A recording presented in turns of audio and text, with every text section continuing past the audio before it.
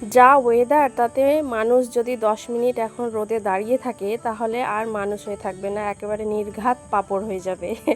মানে ঘরের মধ্যে থেকেই মনে হচ্ছে যেন গা হাত পা সব কিছু জ্বালা করছে, এত গরম লাগছে। আর তার মাঝেই সবার জ্বর বাড়িতে, জ্বর সর্দি কাশি। আর এর মাঝে আমার মেয়ে কি করছে, চার্জার দিয়ে এই লকারের লকটা খোলার চেষ্টা করছে। মানে আমি হাসবো না কাঁদবো বুঝে উঠতে পারছি না। আর যেহেতু জ্বর সর্দি কাশি বাড়িতে সবারই, মানে মুখের কোনো টেস্ট নেই, তার জন্য ভাই বাইরে থেকে নিয়ে এসেছিল মোমো।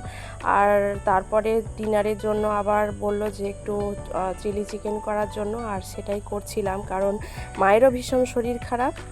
তার ভেতরে একে অপরকে বাঁচিয়ে যতটুকু চলা যায়, মা করলো রুটি আর আমি করলাম চিলি চিকেন। আসলে মা করছে আমার মায়া, আমি করছি মায়ের মায়া, এরকমভাবে চলছে।